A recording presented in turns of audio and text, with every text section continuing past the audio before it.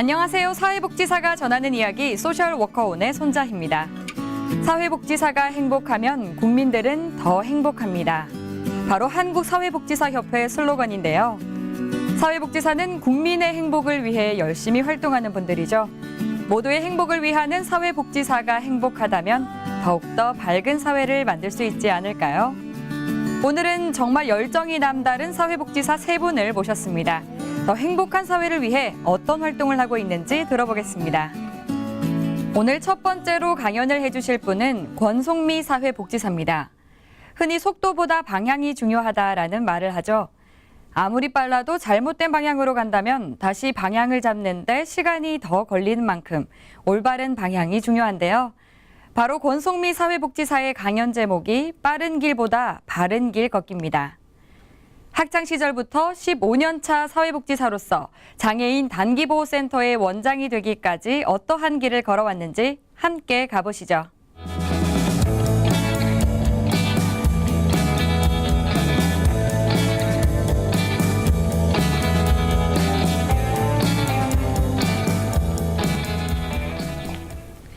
안녕하세요. 저는 대전에서 소규모 발달장애인을 위한 거주시설에서 일하고 있는 권송미 사회복지사입니다.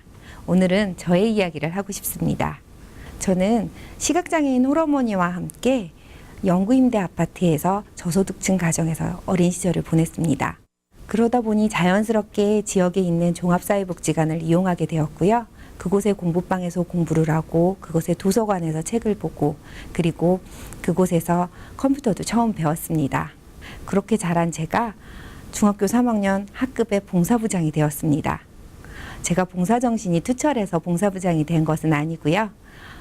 반장 선거에 나갔다 떨어지면 의뢰껏 때는 도서부장, 청소부장, 체육부장 그런 부장들 속에서 저는 봉사부장이 되었습니다. 사회복지관을 이용해 본 경험 때문이었죠. 그런데 저희 학교가 봉사활동 인증제 시범학교가 돼버린 겁니다. 저는 학급의 친구들을 그룹으로 모으고 그 친구들에게 봉사활동을 할 수 있는 곳으로 연계를 하고 그것들을 정리하는 일이 제 일이 되었습니다. 그러다 보니 친구들은 한 학기 동안 한 번만 가는 봉사활동을 저는 여러 군데를 다닐 수 있게 되었어요. 그때 표현으로 이야기하자면 고아원, 양로원, 동사무소, 우체국, 종합사회복지관, 영아원 정말 다양한 봉사활동을 경험하였는데요. 그곳에서 만난 사회복지사 선생님들이 저는 그분들이 행복해 보이지 않았어요. 왜 그랬을까요? 무표정한 부분들도 많았고요. 봉사하기 위해서 찾아온 저희들에게 청소밖에 맡기지 않으시거나 때로는 귀찮아하시는 분들도 계셨어요. 그러다 보니 봉사를 하겠다고 생각했던 저희들의 부푼 마음은 자꾸 사그러져 갔습니다. 학기 말이 되어서 마지막 봉사하는 곳으로 장애인 복지시설이라는 곳을 가게 되었어요. 주소를 받아봤는데 대전시 서구 땡땡동 땡땡 아파트. 아파트? 제 생각에는 장애인 복지시설이라고 하면 저 멀리 한적한 곳에 병원 같은 큰 건물 그리고 40-50명의 사람들이 있고 그분들을 향해서 목욕도 도와드리고 청소도 도와드리고 식사수발도 들어야 되는 힘쓰고 노력해야 되는 일들이 많은 곳이라고 생각했거든요. 주소가 이상해. 그래서 먼저 답사를 가기로 했습니다. 답사를 가서 심호흡을 하고 배를 누르는 순간 뇌병변 장애를 가지신 여성분이 문을 열어주었습니다. 어서 와 하고 반겨주시는 그 언니에 따라서 그곳을 가보니 4명의 장애인과 1명의 사회복지사 선생님이 같이 살고 있는 장애인 공동생활 가정이었습니다. 제가 만난 장애인 공동생활 가정은 장애인 복지시설이라기보다는 내 집 같은 공간이었습니다. 그곳에서 저는 빨래도 하고 청소도 하고 노력봉사 많이 해야 할 것 같은 부담감을 다 내려놓고 그 뇌병변 장애를 가진 언니가 무쳐준 빨갛고 새콤달콤 맛있는 도라지 무침에 밥 2그릇 먹고 그러고 돌아왔습니다. 설거지만 살짝 도와드리고 한 그곳에서 저는 사회복지사의 길을 배웠습니다. 그곳에 살고 있는 분들의 행복한 모습과 그곳에서 일하고 계신 휠체어를 타고 계셨지만 사회복지사의 일을 잘 감당하고 계신 선생님들을 보면서 참 어려운 청소년기를 보내는 시기에서도 그분들의 멘토와 위로를 통해서 성장할 수 있었습니다. 저는 사회복지사가 되기 위해서 가장 하고 싶은 일이 무엇일까라고 고민을 했을 때 주저없이 장애인 공동생활가정이라고 생각했습니다. 그래서 장애인 공동생활가정에서 첫 직장 생활을 시작해서 지금까지 소규모 발달장애인들을 위한 시설에서 근무하고 있습니다. 제가 일하고 있는 현장은 지역 밀착형 소규모 거주시설입니다. 여러 가지 단어들이 있지만 결국은 지역 안에서 살아가는 발달장애인의 작은 집이라는 뜻이지요. 저희는 결혼을 하고 나서 숟가락 2벌 준비해서 시작한 사랑놀이가 어느새 9년이 되었습니다. 9년 동안 정말 많은 일들이 있었는데 그중에 가장 큰 어려움은 장애인 단기보호센터를 설립할 때 일입니다. 한 여성 장애인이 가정폭력을 당했습니다. 그래서 4살짜리 어린 아들과 함께 폭력적인 남편을 피해서 도망 나왔지만 쉼터에서는 장애인 편의시설이 없어서 머물 수가 없었습니다. 그분을 4개월간 지원해드리고 그리고 작은 보금자리를 만들어서 나가시게 되었어요. 그 일이 있고 얼마 안 돼서 한 장애 자녀를 두신 어머니로부터 다급한 연락을 받았습니다. 남편이 평택에서 교통사고를 당했는데 그 수술하고 입원하고 치료받는 그 과정 가운데 지금 당장 달려가야 되는데 장애 자녀를 맡아줄 사람이 없다는 겁니다. 그분은 장애 자녀와 비장애 자녀를 둘을 데리고 있으셨는데 비장애 자녀는 모두들 맡아주겠다고 했지만 장애를 가진 자녀는 아무도 맡아주지 않아서 답답한 마음으로 연락을 주셨어요. 그 일을 겪은 후 발달장애인들과 그 부모님들에게 아프시거나 병원에 입원하시거나 상을 당하시거나 이런 어려운 일을 당하셨을 때 급할 때 발달장애인들이 단기적으로 머물 수 있는 곳이 필요하구나 하는 생각이 들어서 발달장애인을 위한 단기보호센터를 설립하게 되었습니다. 저는 내 집 같은 공간이 가장 좋은 공간이라고 생각하기 때문에 단독주택을 준비해서 리모델링을 하고 있었는데요. 바깥에 경사로가 놓이기 시작하자 지역의 주민들이 수근수근 거리기 시작했습니다. 그러더니 이내 반대가 너무 거세어졌어요. 참 듣기 어려운 말들도 많이 들었습니다. 지역에 저희 센터를 중심으로 32개의 가정이 있습니다. 그 가정들을 한 곳 한 곳 다 찾아다니면서 약 6개월간 설득하는 작업을 거쳤어요. 처음에는 문도 열어주시지 않았던 분들이 나중에는 어떻게 한 것들이 좋은 것인가에 대한 이야기들을 나눌 때 의견을 주시기도 하시고 또 때로는 내가 반대는 하지 않을지만 찬성할 수는 없지만 반대는 하지 않을게 라고 이야기해 주시기도 하셨습니다. 그래서 공청회를 6개월 만에 열었어요. 주민분들께 여쭈어봤습니다. 무엇이 가장 걱정이 되십니까? 첫 번째는 집값 문제였고요. 두 번째는 소음 문제, 세 번째는 교육에 대한 문제였습니다. 집값에 대한 문제에 대해서 저는 저희와 같은 소규모 시설들이 대전 시내에 10곳이 있는데 그 10곳에 집값 동향을 3년치를 그래프로 만들어서 보여드렸습니다. 그 그래프를 보시더니 집값이 오를 때 전혀 우리도 같이 오르고 집값이 멈출 때 같이 멈추고 전혀 영향이 없는 것들을 보셨어요. 그 다음에 소음 문제는 창문에 방음 기능이 많이 들어가 있는 특수한 유리로 전체 교체하기로 결정하여서 안심시켜드렸죠. 그리고 세 번째 교육의 문제는 제 이야기를 해드렸습니다. 많이 어렵고 힘든 저소득층 가정에서 많은 방황의 시기를 보낸 제가 그 청소년기의 자원봉사를 통해서 이웃의 장애인들과 함께 이겨내고 그리고 사회복지사가 된 제 이야기를 통해서 주민들을 설득할 수가 있었습니다. 그렇게 해서 지금은 주민들과 이웃으로 잘 살아가고 있습니다. 때로는 부침개 부쳐서 같이 나눠 먹기도 하고요. 명절에 선물 세트가 많이 들어왔다고 나눔하여 주시기도 합니다. 저희도 텃밭에 방울토마토 키워서 나눠 먹기도 하고요. 옆집 할머니의 옥상 텃밭에서 상추며 가지며 얻어다가 같이 맛있게 나눠 먹기도 합니다. 그렇게 이웃으로 살아가기까지 처음부터 쉬웠던 것은 아니지만 처음엔 뾰족뾰족했던 이웃들이 점차 변화하는 모습들을 보면서 이런 것들이 지역사회 안에서 저희가 살아가는 모습이구나 라는 걸 느낍니다. 그래서 저는 두 번째 일을 시작했습니다. 발달장애인이 살아가는 공간에서 두 번째 일. 다음 세대에 우리 청소년들이 내 이웃이 장애인이란 이유로 반대하지 않는 그런 어른 되게 하고 싶었습니다. 그래서 발달장애인들을 위한 시설과 함께 저희같이 작은 기관에서 9개의 봉사동아리 활동을 하고 있습니다.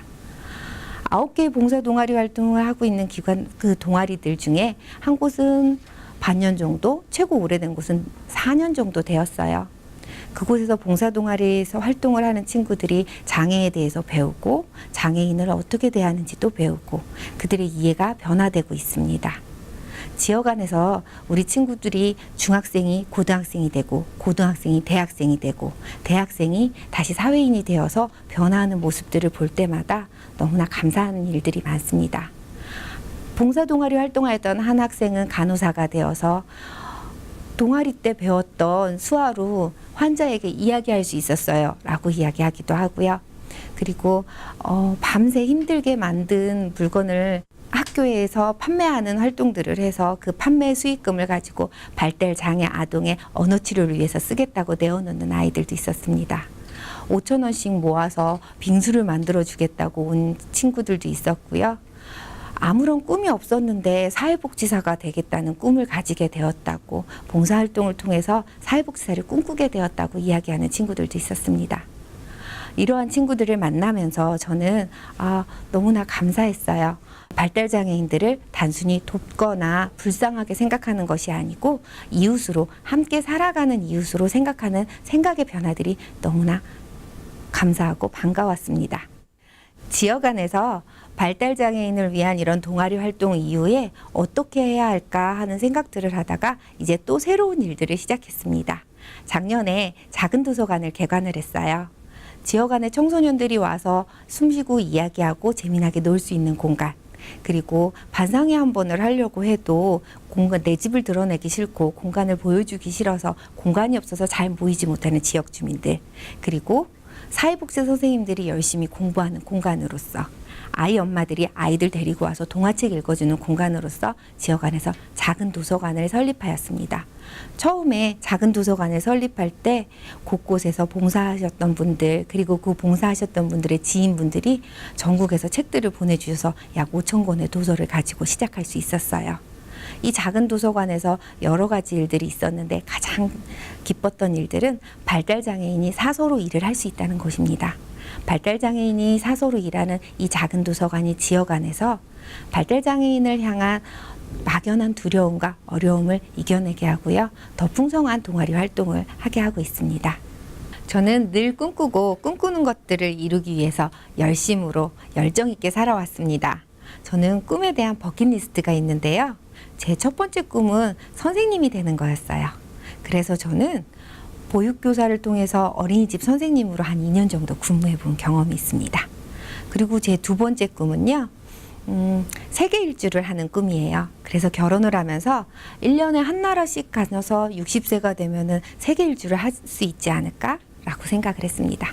사회복지사가 되는 꿈은 이루었고요. 장애인 공동생활가정을 설립해서 내 집 같은 공간 만들어 보자 했던 꿈도 이루었습니다. 지역 안에서 작은 도서관을 설립해서 공간 나눔을 해보고 싶었는데 그것도 이루었고요. 이렇게 꿈들을 하나씩 하나씩 이루어가며 살아가고 있습니다. 제 버킷리스트 10가지 중에 10번째는 아직 채워지지 않았습니다. 아직 채워지지 않은 그 한 가지가 퍼즐처럼 남아있어요. 언젠간 그 퍼즐 같은 빈 공간에 남아있는 10번째 희망을 찾을 수 있을 거라고 생각합니다. 그럴 때 저는 또 다시 꿈을 향해서 열심히 있게 달려갈 것입니다. 마크 주크버그는 이렇게 이야기했다고 합니다. 뜨거운 열정보다 중요한 것은 지속적인 열정이다. 제가 소셜워커원을 준비하면서 제가 무슨 말을 해야 할까 하는 고민들을 많이 했어요. 그 중에서 SNS에 권송민은 어떤 사람일까요? 하는 글을 올렸더니 많은 분들이 열정 있다, 열심 있다 라고 이야기해 주셨습니다. 제가 어떤 무언가를 이루었기 때문에, 어떤 능력이 출중하기 때문에 지금 여러분 앞에 서 있다고 생각하지 않습니다. 저는 열심으로 노력하고 꿈꾸며 살아왔던 것 같습니다. 빠르기보다 바른 길을 걷기 위해 노력해왔던 것 같습니다. 그러다 보니 뒤돌아보니 어느 순간 제가 꿈들을 이루어가고 있었어요. 사회복지 현장에서 15년 동안 살아오면서 많은 일들이 항상 쉽거나 즐겁거나 하지만은 않았지만 이 꿈들을 이루어가는 기쁨이 컸습니다. 전국의 열정 어린 사회복지사 여러분들, 빠른 길보다 바른 길을 천천히 걸어가시다 보면 언젠간 긍정적인 변화를 다시 만나실 수 있을 거라고 생각합니다. 열정 어린 사회복지사 여러분들을 응원합니다. 감사합니다.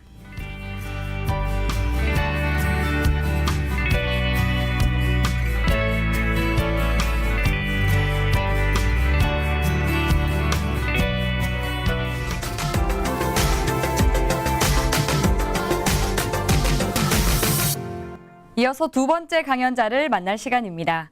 두 번째 강연을 해주실 분은 김동규 사회복지사입니다. 강연 제목은 생각 많은 사회복지사인데요. 어떤 많은 생각을 가지고 있을까요? 그 많은 생각들을 또 어떻게 실천에 옮기고 있는지 강연을 통해 같이 들어보겠습니다.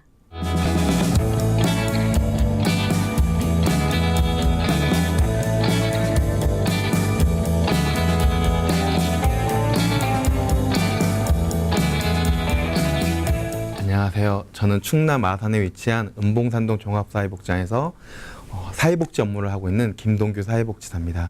협회를 받고 어떻게 할까 하다 기존 영상들을 많이 찾아보았습니다. 기존 영상들을 봤더니 많은 사회복지사분들이 훌륭한 얘기들을 너무 많이 해주셨더라고요. 그래서 내가 과연 할 수 있을까라는 고민이 너무 많았습니다. 그래서 그래도 저도 사회복지 한 10년 했는데 충분히 할 수 있을 것 같다는 생각이 들었습니다. 그래서 무슨 얘기를 할까? 를 많이 고민했습니다. 그래서 제가 현장에서 느꼈던 일들을, 현장에서 경험했던 일들을 한번 나눠볼까 생각해서 오늘 이 자리에 서게 됐습니다. 좀 더 색다른 얘기를 해보자. 많은 사회복지사 선생님들이 했던 이야기가 아닌 좀 색다른 얘기를 한번 해보자라는 생각을 좀 가지고 있었고요. 제가 했던 내용들을 한번 공유해봤으면 좋겠다라는 생각을 가지고 있었습니다. 네. 저는 총 3가지 이야기를 한번 주제로 던져드리고 싶습니다. 그래서 이 3가지 이야기가 나중에 한 가지 주제로 결론이 날 것 같습니다. 첫 번째 주제는 저희가 지역사회가 많이 변하고 있습니다. 지역사회 많이 변해서 예전에는 복지관 건물이 아니면 사회복지 서비스를 제공하기 힘들었지만 요즘 지역사회 안에 많은 공동생활시설들이 많이 생겼어요. 거기서 한번 서비스 제공해보면 어떨까. 그리고 사회복지사를 직접적으로 서비스를 제공하는 게 아니라 지역 주민들이 주체성을 향상시켜서 주민들이 자발적으로 한번 서비스 제공해보면 어떨까. 그리고 요즘은 보편복지 시대에 저희가 살아가고 있잖아요. 그래서 많은 복지 제공단체들이 다양해졌으니까 사회복지사들은 이런 서비스들을, 사회복지 서비스들을 지역사회에 연결해주는 역할자 역할을 한번 해보면 어떨까라는 3가지 주제를 한번 가지고 얘기를 한번 해보고 싶고요. 그래서 저는 변하는 지역사회에 발맞춰서 마을 중심의 이동복지 사업들이 앞으로 활성화되면 좋지 않을까라는 이야기를 전달해드리고 싶습니다. 그러면 제가 이제부터 겪었던 이야기들을 이 3가지 주제에 맞춰서 겪었던 이야기들을 한번 나눠보고자 합니다. 제가 지금 현재 근무하고 있는 저희 복지관은 저한테 2번째 복지관이었습니다. 기존에 있던 복지관에서 복지 업무를 제공하고 있다가 2번째 복지관에 왔을 때 업무를 딱 부여받은 업무가 이동복지였습니다. 새로운 지역에서 새로운 업무를 하는데 저도 막연했습니다. 이동복지를 어떻게 해야 될까? 이동복지는 어떤 일들을 해야 될까라는 고민을 많이 가지고 있었을 때 저희가 제공해야 될 지역에 대한 사항들을 봤어요. 제가 제공해야 될 사항은 지역은 충청남도 아산시 배방읍이라는 곳입니다. 배방읍은 KT역세역과 대기업들이 들어서면서 신도시가 형성된 배방읍이었어요. 그러다 보니까 신도시가 형성되다 보니까 아파트 중심의 주거 형태가 많이 형성되어 있었습니다. 그렇지만 신도시가 형성되면서 주변에 주민 편의 시설들이 많이 부족했어요. 그래서 지역 주민들은 그러면 지역사회에 지자체에 복지관을 지어달라는 요구를 했습니다. 하지만 지자체는 복지관이 많은 재원이 들어가기 때문에 쉽게 복지관을 지어줄 수는 없었습니다. 그래서 지자체는 그러면 이동복지관을 한번 해보자, 이동복지 서비스를 제공해보자라는 요구를 저희 복지관에다 제안을 했고요. 저희 복지관이 그 제안을 받아들였고 그 제안으로 저는 저희 2번째 복지관인 은봉복지관에서 업무를 맡게 됐습니다. 그래서 저는 이동복지 업무를 시작하게 됐습니다. 대부분의 신도시들의 특징이 있죠. 신도시의 특징은 아파트가 건설되고 그 아파트에는 젊은 부분들이 많이 산다는 특징을 가지고 있습니다. 그래서 저희 복지관도 욕구조사를 진행하게 됐습니다.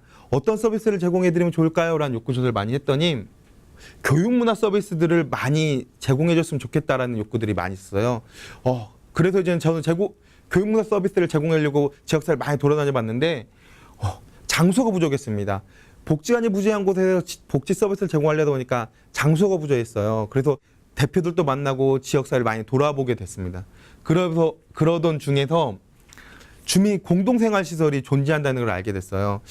저는 이렇게 좀 더 시골, 충남 아니면 더 시골에서 있었는데 저희 동네는 그런 게 없었는데 아산시는 지자체 조례에 의해서 몇 가구 이상 된 아파트에는 작은 도서관을 짓게끔 조례가 책정되어 있더라고요. 인근 천안도 그렇고 요즘 대도시에는 보통 그렇게 작은 도서관 다 존재할 수 있게 되었다 그러더라고요.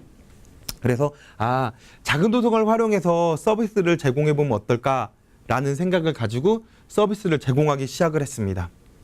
그러다가 서비스 제공하다 보면 어려움을 부딪히게 됐어요. 서비스 제공을 하는데 제가 위치한 복지관은 충청남도 아산 은봉면에 위치한 복지관이었고요. 제가 서비스를 제공해야 되는 공간은 충청남도 아산시 배방 읍이었습니다. 읍이 면보다 큰 동네였고 은봉 복지관에서 서비스를 제공해 주러 왔어요라고 했더니 많은 지역 주민들이 왜 작은 동네에서 큰 데의 복지관은 서비스를 제공해? 라는 식으로 이야기를 많이 하시더라고요. 그래서 그분들에게 복지관 서비스를 이동복지 서비스라는 거를 인식시키기 위해서 많은 노력들을 했습니다. 요즘 보이스피싱이랄지 우리 사회가 갖고 있는 많은 그런 사회적 불안적인 요소들이 제가 지역 주민들이 다가갈 때 많은 어려움으로 접근되었거든요. 그렇지만 저는 무식한 게 용감한 거다라고 많이 가서 서비스 이렇게 많이 찾아뵙고 엽짓고 그래서 서비스를 많이 제공하게 되었고 그런 사이에서 주민들에게 신뢰를 얻었고 지역사회에서 신뢰를 얻게 되면서 지금은 이동복지 서비스가 기존에 있던 복지관 서비스와만큼 많이 제공이 되고 있는 상황입니다. 이렇게 웃긴 얘기지만 그렇게 지역사회 맨 처음에 시작할 때는 지역 주민들이 많이 인정을 안 해줬지만 이제 저희가 이동복지 서비스를 한 지가 6년, 7년이 돼가고 있는데 이동복지 서비스가 커졌습니다. 근데 커졌더니 지역사회 대표들이 복지관 이름을 바꿨으면 좋겠다고 은봉복지가 아니라 배방복지관으로 바꿔달라는 요구까지 올 정도로 저희가 이동복지 서비스가 지역사회에 많은 서비스를 제공해주고 있는 상황입니다. 복지관에 고민이 생기기 시작했습니다. 이동복지 서비스가 양이 커졌습니다. 커졌는데 그럼 인력을 더 많이 투입해야 되는데 복지관 인력에는 한계가 있고 기존에 있던 복지 서비스를 제공한 인력들을 밖으로 빼는 건 배방 이동복지 쪽으로 빼는 건 어려움이 있었습니다. 사업량은 커졌는데 제가 할 수 있는 복지 업무들 점점 많아졌습니다. 그래서 저는 배방지관에서 동반자를 찾기를 시작했습니다. 그래서 찾아보았습니다. 어떤 동반자들이 있을까라는 고민을 가졌고 그 고민의 끝에는 협동조합 및 사회적 기업들이 저희 지역에는 많이 있었습니다. 그래서 저희는 그 협동조합과 사회적 기업들과 모임을 가지기 시작했습니다. 그래서 그 모임 안에서 지역 복지 현안을 해결하는 모임을 구성했고 그 모임인 지금 정례화돼서 지금은 지역사회 인정받는 모임이 되었습니다. 저희는 지금 지역사회 안에서 두 가지 지역 주민 한 2,000명이 모이는 지역 행사를 연 2회 정례화 시켰는데 그 행사를 하게까지 저희 복지관 혼자 한 게 아니라 이 협동조합이라는 그 단체들과 함께 진행을 하고 있는데요. 이 협동조합들이 그냥 저희가 진행했을 때는 그냥 모임만 유지했을 때는 이렇게까지 될 수 없었고 그 모임 안에서 이 협동조합들이 주체적으로 성장할 수 있게끔 자발적으로 지역사회 문제를 접근할 수 있게끔 저희가 도우는 역할들을 했었기에 이런 성과들이 나올 수 있었다고 저는 생각을 합니다. 저희는 그 단체들만이 주체성을 가지고 프로그램을 제공할 게 아니라 지역 주민들도 주체성을 가지고 프로그램을 제공하면 좋겠다라는 생각을 가지고 있었습니다. 작은 도서관을 활성화하는 의도적인 조직화 사업을 진행했습니다. 우선 작은 도서관에서 그 지역의 동화책을 좋아하는 어머니들을 모았어요. 그래서 같이 교육을 진행해 드렸습니다. 그 교육을 바탕으로 어머니들이 동화 구연 전문가가 될 수 있도록 성장시켜 드렸고요. 그 엄마들을 활용해서 작은 도서관에서 프로그램을 저희가 확대하기 시작했습니다. 그러다 보니까 신도시 지역의 외부 인구 인력들이 많은데 그 외부에서 온 이웃들이 이웃 간의 관계가 많이 좋지가 않았는데 이 공간을 통해서 엄마들이 이야기를 나누고 아이들에 대한 양육에 대한 얘기를 나누면서 이웃 간의 관계 개선이 되었고, 그리고 저희는 그런 동화책 갖고 있는 전문가 집단들 엄마들이랑 전문가들과 양성 모임을 가졌습니다. 양성하고 모임을 가졌습니다. 그래서 그 모임을 바탕으로 생명사랑 동화 연극이라는 걸 개발했고, 지역사회 아이들 대상으로 생명사랑 동극인 마법토끼라는 공연을 2회 정도 해서 지역의 아이들에게 생명사랑에 대한 인식을 갖게 하는 기회를 마련했습니다. 저희 복지관이 한 게 아니라 지역 주민들이 스스로 지역사회를 돕는 활동들로 이어가게 되었습니다. 제가 말하고자 하는 이야기 중에 세 번째 이야기인데요. 저희 사회는 지금 보편복지가 많이 다양화됐죠. 그리고 공급 주체도 다양화됐습니다. 우리가 흔히 말하는 주민자치센터에서 교육문화 프로그램도 많이 진행을 해주고 있고, 행복키움 추진단이라고, 저희 지역에는 행복키움 추진단이라고 있는데, 지자체가 지역사회 단체들과 협력을 통해서 지역에 도움을 주겠다는 역할도 많이 하고 있고요. 그러다 보니까 지역사 안에서는 서비스가 중첩된 현상들이 많이 발생하고, 전문화된 지역 자원들이 지역사회 연계 요구를 저희한테 많이 하고 있습니다. 그런데 개별 마을에는 개별 마을대로의 문제들을 저희 복지관에 호소를 하고 있어요. 그래서 이 문제를 어떻게 해결할까 많은 고민을 갖고 있습니다. 그렇습니다. 지역사회는 끊임없이 변화하고, 예전에 복지관에서만 서비스를 제공하던 게 넘어서서 이제는 지역사회가 끊임없이 변화하고 있습니다. 그래서 지역사회 더 안으로 들어가서 주민들과 소통하고 함께 변화하는 지역사회에 맞춰서 복지 서비스도 변화해야 되지 않을까라는 생각을 가지고 있습니다. 마을 및 아파트들의 주민 공동 생활시설이 확대돼 가고 있습니다. 예전에 기존의 복지관에서만 진행했어야 되는 서비스들이 이제는 지역사회 안에서도 서비스가 제공될 수가 있는 상황이 됐고요. 그러다 보니까 지역사회 중심의 이동복지 서비스가 저는 확대돼야 된다고 생각을 합니다. 그러기 위해서는 사회복지사들이 다재다능해야 된다고 생각하고요. 복지관 건물에서 일괄적으로 서비스 제공하는 것보다 마을 곳곳에 들어가서 서비스를 제공하는 게 마을 지역사회 문제를 더 빨리 사회복지사들의 현안을 이해할 수 있고, 그 현안 문제를 해결하기 위해서 다재다능한 사회복지사들이 그 마을 곳곳으로 들어가는 게 더 필요하다고 생각하고요.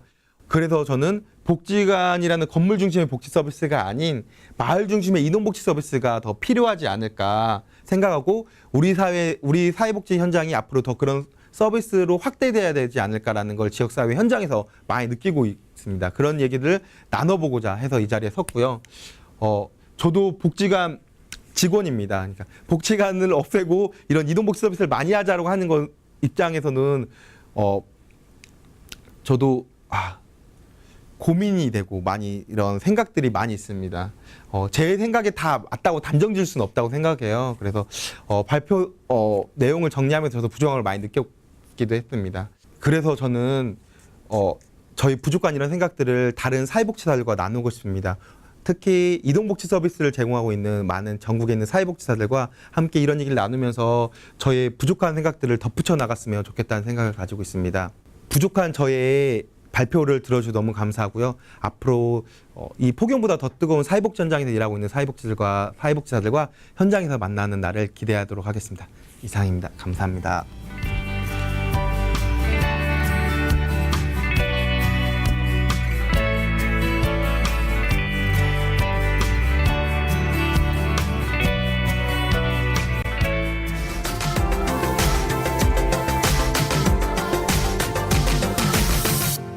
어느덧 마지막 강연을 남겨두고 있는데요.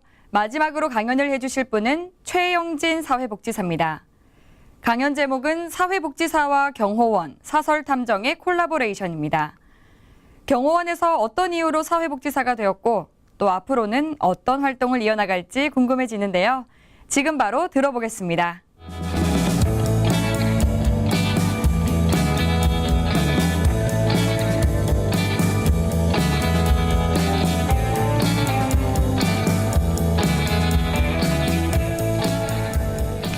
안녕하세요. 저는 충북 지적발달장애인 복지협회 청주 시지부 산하기관인 성인 주간 발달장애인 주간보호시설 행복센터에서 일하고 있는 최영진 사회복지사라고 합니다.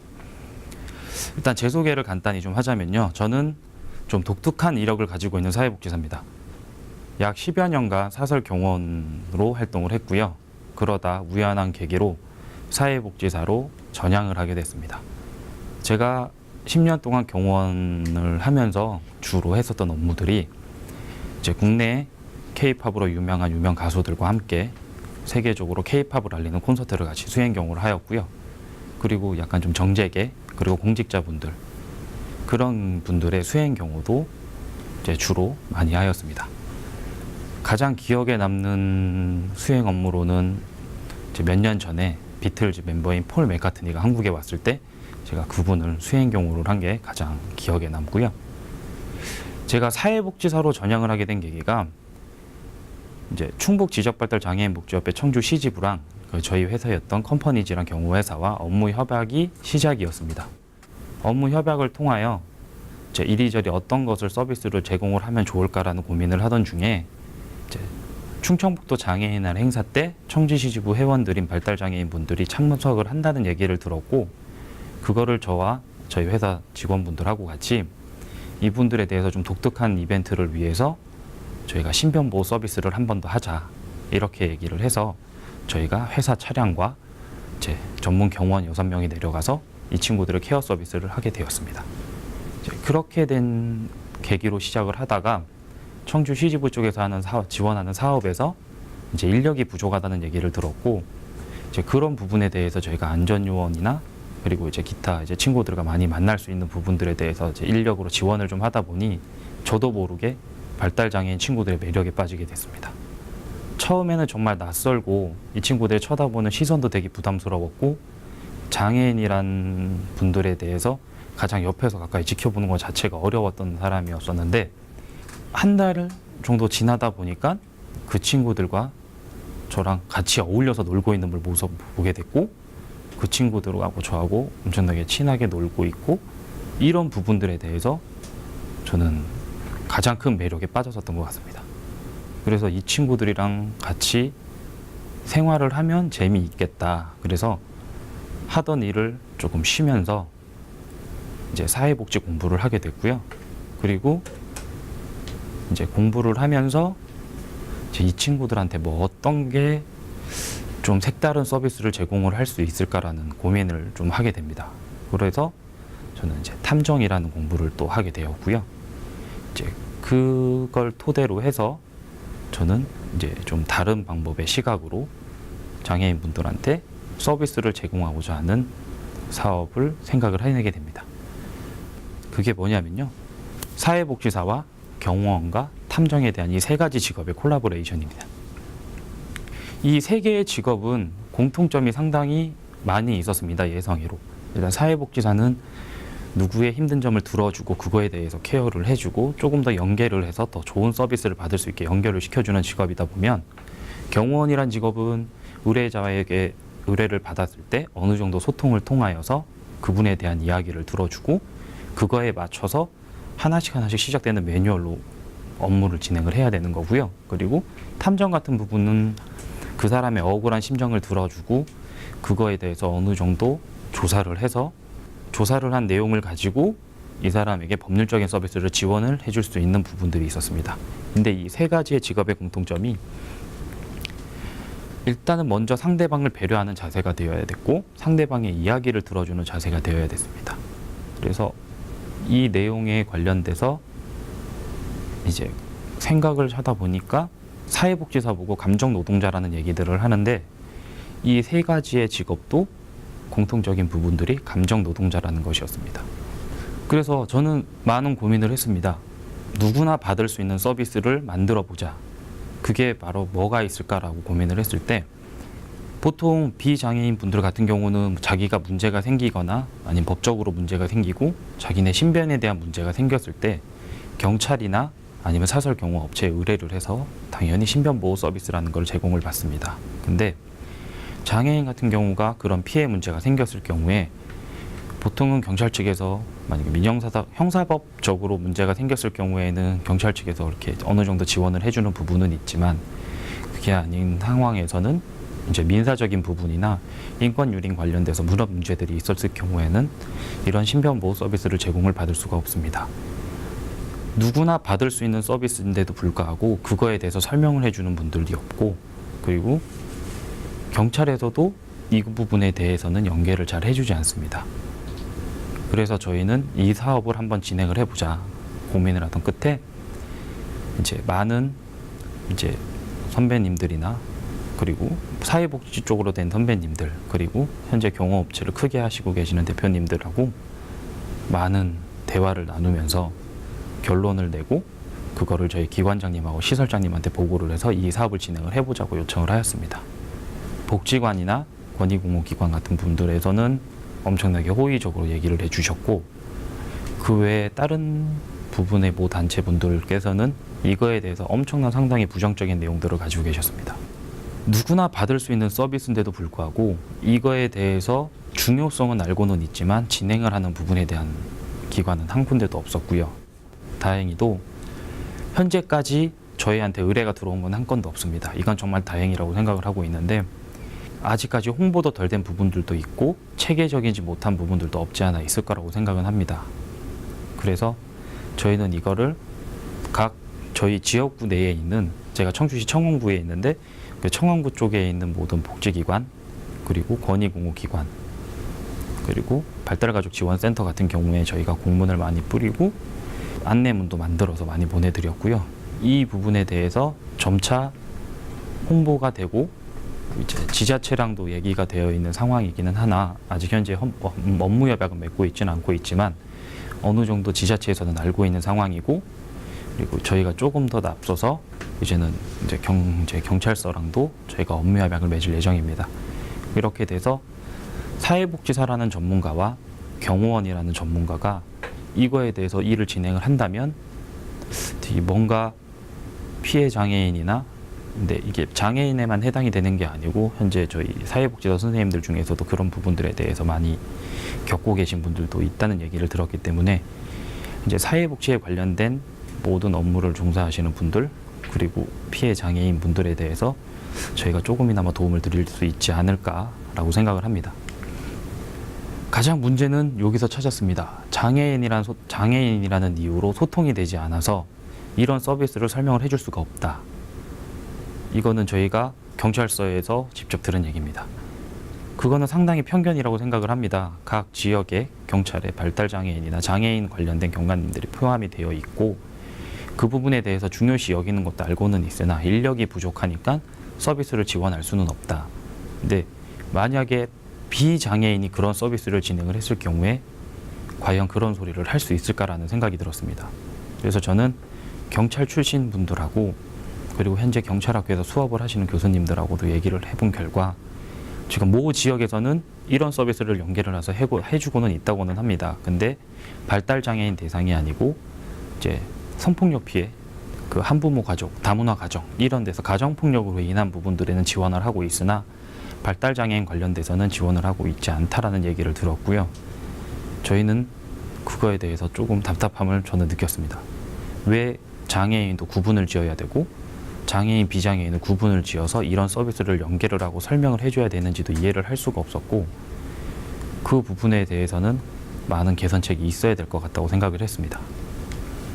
신변보호 서비스 같은 경우는 현재 하는 기관들도 있지는 모르겠지만 제가 조사한 바로는 거진 없는 걸로 확인을 했고요. 그리고 사회복지사가 하기엔 너무나 큰 영역이기도 하고 법률적으로 위배되는 부분이 없지 않아 있기 때문에 제가 이 사업을 진행을 하면서 이제 경호업체랑 사회복지사랑 두 전문가가 장애인에 대해서 신변보호를 한다고 치면 이거는 엄청난 시너지 효과가 오겠다라고 생각이 듭니다. 두 번째로 이 사실조사라는 게 있는데요. 이 사실조사는 있는 그대로 민형사상 증거자료를 제출 시 피해 장애인으로부터 사실 여부를 조사를 하고 추가 증거자료를 수집해서 사실을 명확하게 한다라는 소리가 있습니다. 이거는 제가 조금 개량해서 바꾼 건데요. 이 사실 조사는 현행법상 법률에 위반되지만 않은 상태에서 증거를 수집을 해서 이거를 증거 자료로 제출을 하는 부분입니다. 제가 이 서비스를 지원을 하게 된 계기가 저희 회원분들 중에 한 분이 되게 억울한 일을 당하게 되었습니다. 뭐냐면 그분은 유일한 낙이 공원에 나가서 담배를 피고 그 담배가 끝나면 다시 시설로 복귀를 하는 성향을 가지고 계신 분이셨는데 이분이 성폭력을 행했다라고 성적 행동으로 인해서 여성분한테 피해를 줬다라고 현장에서 수갑을 차고 체포가 되는 일이 있었습니다. 근데 그 부분은 저희가 알고도 있고 부모님도 알고 있고 시설 원장님도 알고 계신 상황인데 이 친구는 성에 대한 생각이 하나도 없는 친구였고 절대 남한테 해코지를 하는 친구가 아니었습니다. 근데 일단은 피해자의 말로를 듣고 그거를 그렇게 사실 조사도 하지도 않은 상태에서 수갑을 채워서 현행법으로 체포를 했다는 것 자체가 좀 이해가 되지도 않았고요. 그리고 조사라는 과정에서 CCTV를 먼저 확인을 하지 않은 것도 솔직하게 전 이해가 되지 않았습니다. 근데 여기서 CCTV를 확인해 본 결과 이 친구는 가해자가 아니었고 이 친구는 그 성폭력이라고 신고했던 여자한테 폭행을 당한 피해자였던 겁니다.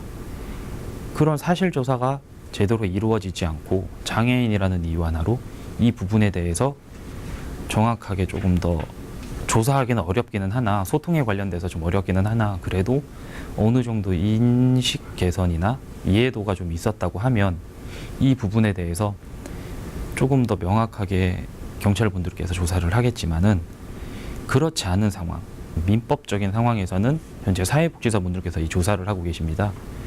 이제 복지관 권익공호기관이나 아니면 이제 권익공호지원센터 이런 쪽에서 좀 많이들 이렇게 조사를 하고 계시는데요. 이렇게 대표적인 예로 발달장애인들 불법으로 핸드폰 개통을 하는 부분들이 좀 있습니다. 근데 그런 것을 사회복지사가 직접 이거를 조사를 한다는 것 자체가 조금 업무의 과당성도 좀 있고 법률적인 문제에서 어느 정도의 조사만 가능한지도 부분이 모르는 부분이기 때문에 이 부분을 탐정분들하고 공유를 해서 진행을 한다면 조금 더 명확한 자료를 조사를 만들고 법률적 위반이 되지도 않은 상태에서 진행돼야 되는 부분을 이제 조언을 받고 진행을 할 수가 있고 법률적인 지원도 어떻게 지원이 되는지도 가능하기 때문에 이거는 이제 탐정분들하고 조금 조율을 해서 지원을 하면 되지 않을까 싶습니다. 이 사실조사에서 한 다음이 바로 중요한 게 이제 법적인 문제인데요. 이 법률적인 서비스에 대해서는 높은 수임료도 있고 어느 정도 우리가 자문을 구해서 자문을 받았을 때에도 많은 디테일에 대한 그러니까 좀 중요하게 되어 있는 부분은 크게 맥락만 이제 지원을 받게 되는데 이런 부분들을 탐정분들이 거진 해결을 해줄 수가 있습니다. 그래서 제가 바라는 꿈에는 이 탐정분들이 복지관에서 배치가 돼서 그분들이 이런 문제가 생겼을 경우에 이분들이 직접 조사를 하고 사회복지사님들이 이 장애인에 대한 특성을 얘기를 해주고 이렇게 되면 정말 어느 정도는 평등성이 좀 맞춰지지 않을까라는 고민을 좀 하게 됐고요. 그러한 내용들로 인해서 조금 더 사회복지사 업무가 좀 줄어들 거고 그리고 과중된 업무보다는 좀 더 즐겁게 뭔가 좀 해결할 수 있는 부분들이 좀 나오지 않을까라고 생각을 합니다. 권익공호, 인권 문제 뭐 이런 부분들에 대해서도 많은 이제 집중도를 받고는 있기는 하나 현재 지원을 할 사회복지사 입장으로서 지원을 할 수 있는 부분이 너무나 한계점이 있기 때문에 그 부분에 대해서도 어느 정도 보완이 되지 않을까 싶고요. 그리고 얼마 전 사법절차 교육을 통해서 얘기를 듣다 보니 사회복지사의 역할은 조력자인 역할보다 옹호자인 역할 수준밖에 안 되는 부분이 많아서 그 부분에 대해서 보완을 해줄 수 있는 사업이 무엇일까라고 고민을 했지만 제가 진행을 하고 있는 신변보호 서비스와 그리고 사실조사 서비스, 법률지원 서비스에 관련돼서 이걸로 어느 정도까지는 대처가 가능하겠다라는 생각이 들었습니다. 마지막으로 현재 받고 있는 서비스도 엄청나게 훌륭하게 좋은 것들이 많고는 있지만 다른 각도에서 봤을 경우에 복지 사각지대에 놓여져 있는 분들에 대해서 지원 서비스를 제공을 하다 보면 누구는 받을 수가 있고 누구는 못 받고 누구는 돈이 있어서 받고 누구는 돈이 없어서 못 받고 이런 부분들에 대한 서비스도 상당히 좀 많이 있는 것이 확인이 되었습니다. 근데 지금은 그런 걸 떠나서 누구나 다 평등하게 좋은 서비스를 많이 알고 배워서 그 서비스를 받을 수 있었으면 좋겠습니다. 감사합니다.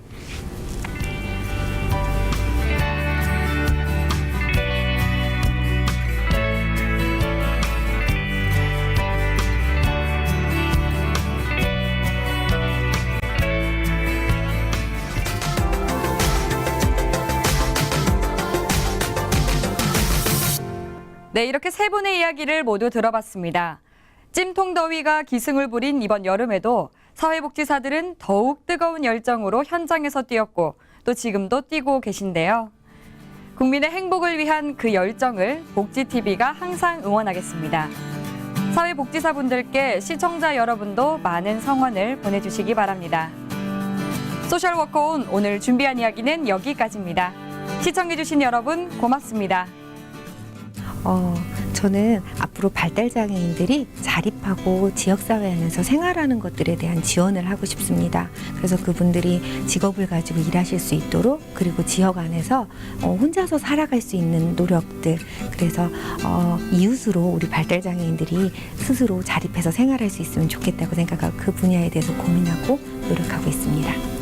저희 복지관 별도 소육지 말고 그 이동복지 서비스 소육지를 별도로 만들어서 네. 저희가 가가호 우체통에다 다 꽂는 형식으로 하다 보니까 이제 스마트 시대에 이게 웬 말이냐라고 할 수 있지만 예. 그게 생각보다 많은 효과가 있었고요. 예. 그리고 교육문화 서비스를 초창기에 많이 해서 네. 이 복지관이 부재하는 곳에서 저희 복지관을 많이 알리고 그걸 통해서 복지관을 도와줄 수 있는 사람도 많이 만나고 복지관이 필요한 사람도 많이 만나고 그래서 저희는 그렇게 소육지도 많이 배부하고 교육문화 프로를 많이 해서 홍보를 많이 해서 단시간에 지역사회 안에서 이동복지 업무를 뿌리내릴 수 있는 기회가 되지 않았나 생각을 하고 있습니다.